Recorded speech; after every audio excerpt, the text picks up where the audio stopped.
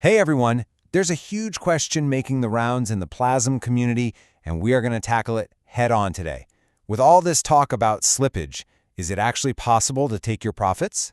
Let's dive in and clear this up once and for all. All right, before we get started, just the quick but super important reminder, this is purely for educational purposes. It is not financial advice, so please always do your own research. Okay, so this is the question we're all here for. And you know what? It's a totally fair and valid one.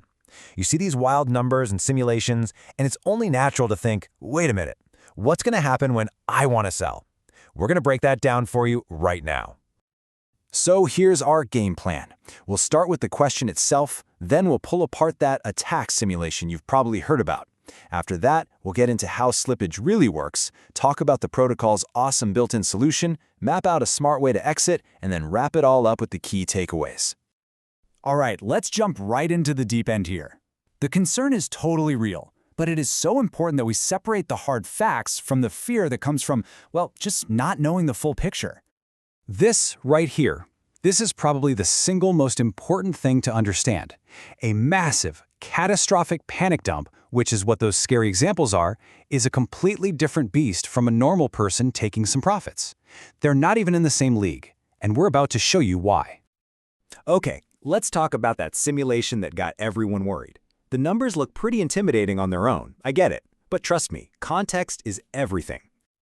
You've probably seen this number floating around, a simulated sell of 2.5 million PLAZM tokens. That sounds like a crazy amount, because it is. And here is the absolutely critical piece of context. That 2.5 million PLAZM, that was 33 times the entire circulating supply at that moment. This was never a simulation of someone taking profits. It was a simulation of an all-out attack meant to break the protocol in a single go. So what happened in this absolute worst-case scenario? The so-called attacker only got away with $16,400. And why? Because the protocol's defense mechanisms kicked in and literally burned almost all the tokens being dumped. So the big takeaway here isn't that a user got wrecked, it's that the protocol successfully defended itself. That's a huge win. So this gets us to the core of how this all works. To really get it, you've got to understand the bonding curve, because this is not your typical crypto exchange with an order book. To put it simply, a bonding curve just uses a math formula to set the price. It's all based on the ratio of tokens sitting in the liquidity pool.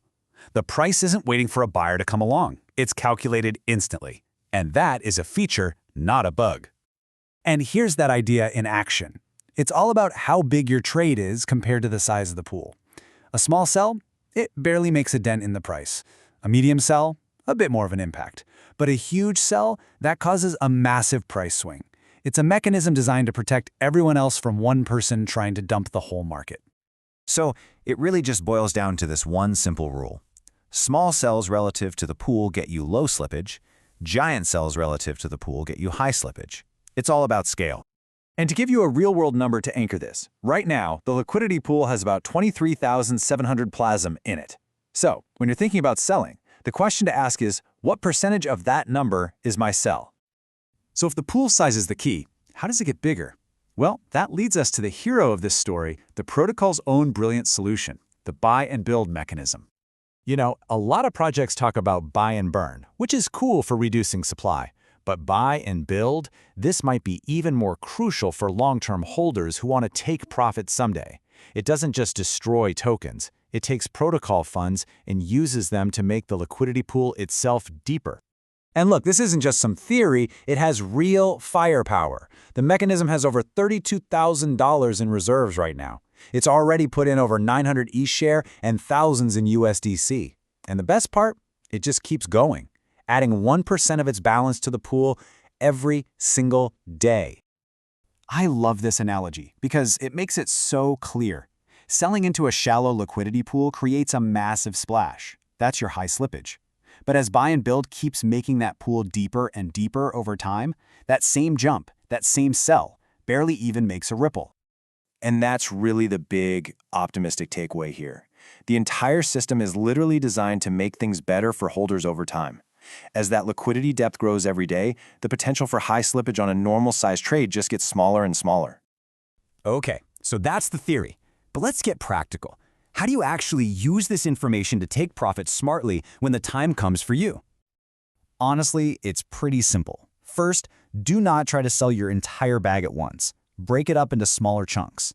Second, sell those chunks gradually, maybe over a few days or even weeks. Third, always take a peek at the current LP depth so you know what you're working with. And finally, just remember that patience is your best friend here, because thanks to buy and build, the exit conditions are getting better all the time. If you walk away with nothing else from this, please remember this. A gradual exit is almost always going to get you a better price than trying to dump everything at once. It's about working with the system, not fighting against it. All right, let's bring it all home and boil this down to the most important points you need to remember. So, here are your 3 key takeaways. Number 1, that crazy slippage example was an attack simulation. It has nothing to do with your trades. 2, the liquidity pool is getting deeper every single day, automatically. And 3, the winning strategy is patience and taking profits gradually. So knowing that the system is designed to get healthier over time, how does that change your long-term perspective? And one last time for the road, please remember this was all for educational purposes. Always do your own thorough research. Thanks so much for tuning in.